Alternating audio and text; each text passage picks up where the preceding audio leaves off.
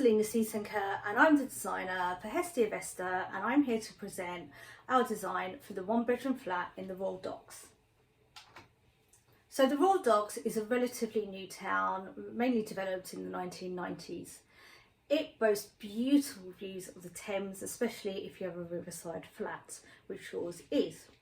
But it also has excellent transport links, and therefore it takes like 10-15 minutes to get into Canary Wharf. And that's why it attracts very young people, very ambitious people who are just starting out, starting their life. So for my research, I found that if you can believe it or not, men dominate by 50% of the population. But also, because it's in Newham, it's a very, very diverse area.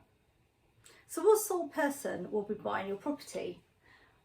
You'll find that they want to be close to central London so they can socialise and get to work easily. They have no pets and no children, or no desire to. And because they're young, if they're not a couple and they're single, they don't mind cohabiting at all. They don't own a car, it's too expensive, and what's the point, you're so close to London. However, they are avid fans of Edison Lee and the odd Uber now and again. So what's the budget? The value of this property is 450,000, and our design would accentuate this and make sure you reach full market value. So keeping your client in mind, this is my mood board. It's about working hard. It's about knowing, look, everything's integrated through modern technology, but when you come home you can relax. It's about clear open spaces, but it's also about socialising when you really want to, and treating yourself to a Friday night on the sofa when you're just too tired to talk to anybody. So my design is, I've chosen blue as a key accent because it represents loyalty, but I've chosen to use orange accents and yellow sandy accents as well to provide that very tranquil space. But obviously the orange is the wow. So the living area, I've used a Swift sofa, which is modular, which means whether you want to mooch in front of the sofa in front of a good movie, or you want to spread the sofa out and you actually want to have friends over, this is the sofa for you. And you will see later on in the kitchen design, I've also used a really smart, quirky, extendable table, which is actually really, really small, and you never think you could fit about 10 people around there. The orange you'll see is Tilco, but the small end table is Cartel, a very recognised brand. So everything's luxurious, everything's modern, everything screams, you know, I have money and I've got good taste on top of it. The kitchen I've chosen for white. It's a very neutral colour, but it's obviously very clean, it's very easy to keep tidy, but it also gives you that sense of space. But I've teamed it up with the most amazing denim tile. Yes, denim, ladies and gentlemen. It's got a range of patterns on it. It really gives it that little kick.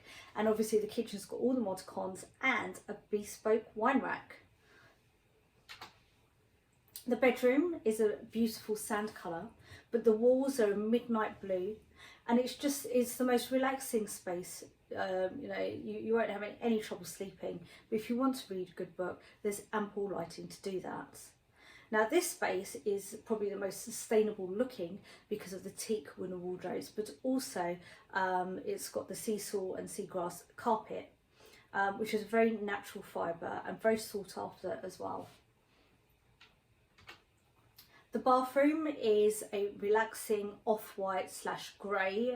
Who doesn't like grey? It's inoffensive. It has the mod cons. It's got a beautiful waterfall shower, should you want one. But my favourite is the smart toilet that washes you. It's got a heated toilet seat. Those times you get cold because you ask for more. And the utility room is a small space, and the mini hallway, small spaces but equally important. So I have designed customised bespoke floor to ceiling cupboards which houses the washing machine and the tumble dryer, and it's got mirrors, so it gives you that illusion of space. And the small mini hallway is like a show space but doubles up as a study space as well.